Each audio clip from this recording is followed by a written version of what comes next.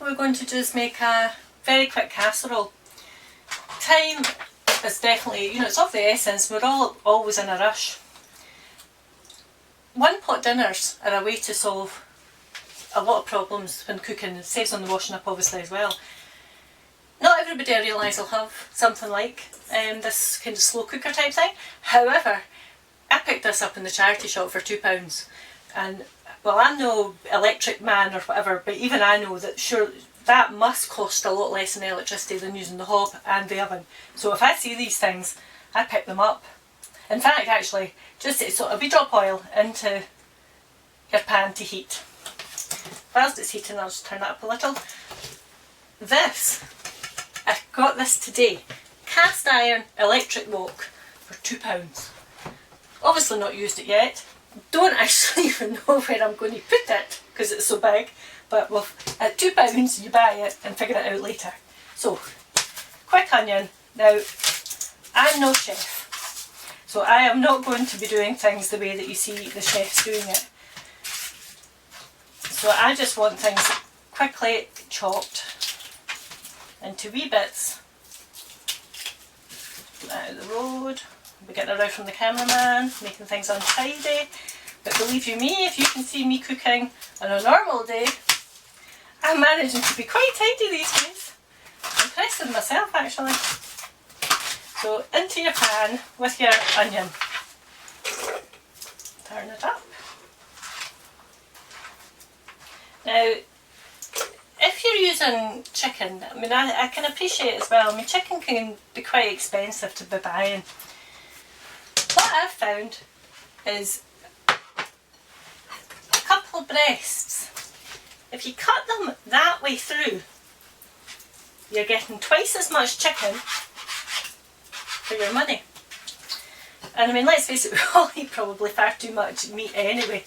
So this is what I do. Obviously you don't need to. You can use as much or as little of these things as you like. But we're just going to slice it into lumps. It goes in with the onion.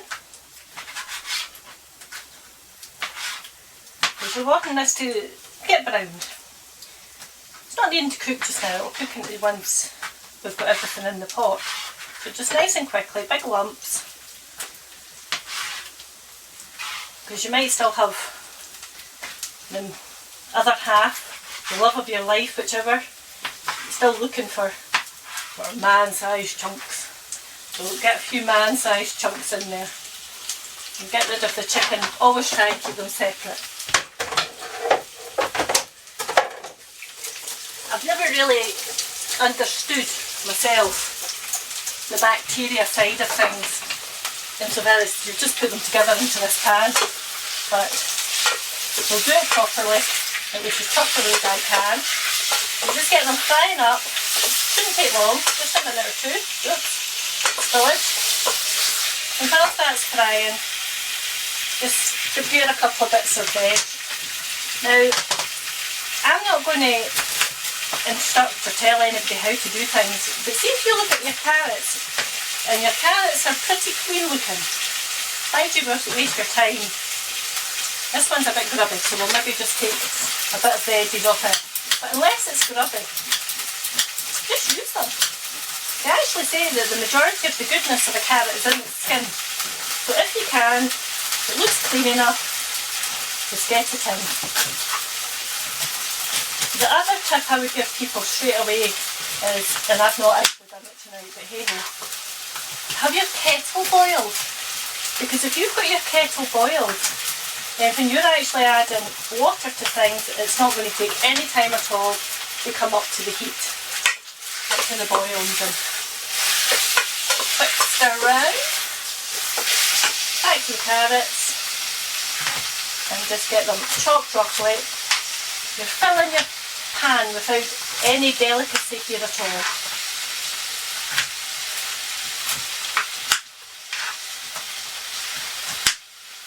Thinking of things to say now. Very unlike me to be in the quiet. But I was telling you the story of me the other day actually.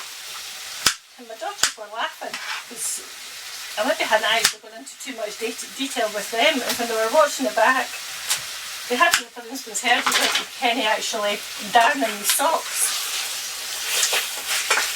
The things that appeal to you, it's like obviously going to be a man handy about the house if he's able to darn his socks. He actually has been. I've been very lucky. I mean, everything in my kitchen has come, like, it's all recycled.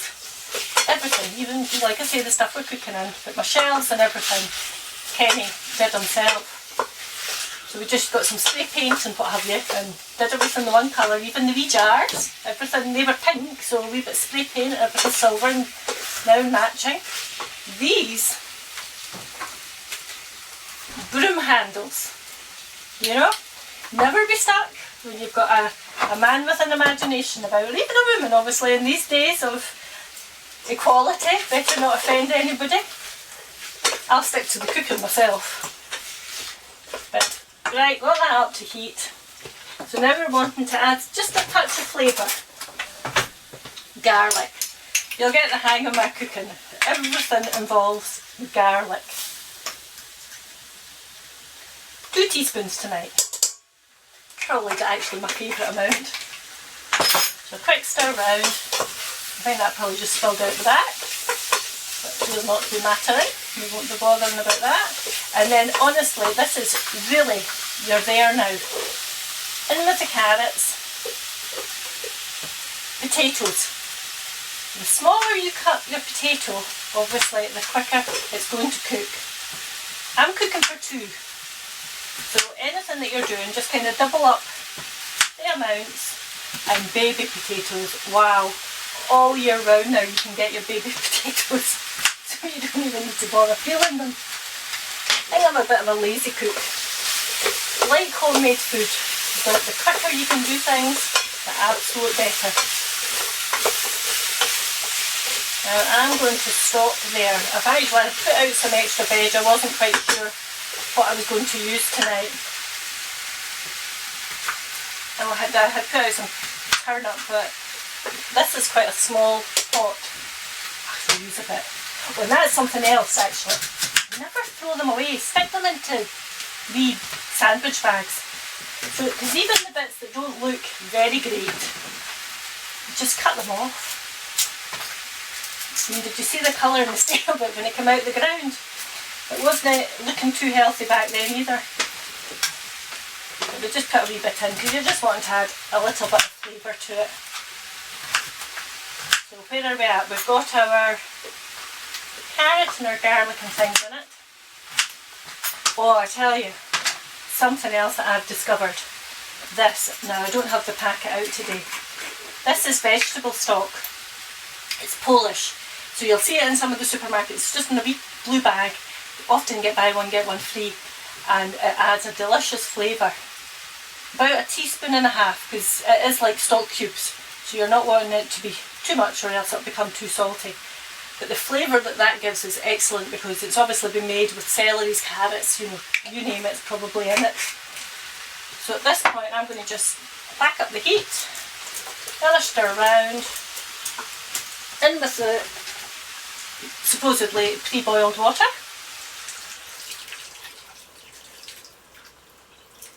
If that had been boiled already, it would be just, you know, simmering away nicely. This won't take long now. And what we're going to do is leave it. Lid on, once it comes to the boil, turn it down, simmer it. 35 minutes. That's probably all you're going to need for this dish tonight, sorry. And then we'll come back and I'll show you how I make my gravy. Oh, right, well, pot's been on for 35 minutes and it should be nicely cooked. What I actually did, after about 15 minutes tonight, I came through and I decided to put some of my cauliflower in. Now, just as I'm doing this, I must just actually do a wee shout out for Orkney Zero Waste. Great wee organisation. I think you'll probably find zero waste organisations up and down the country now. Anyway, I told them I would draw some attention to the fact that they gave me some cauliflower at the weekend. I don't think they quite expected it to be on the telly. I think they were thinking it would just be in one of my wee recipe reports in the Orkney News.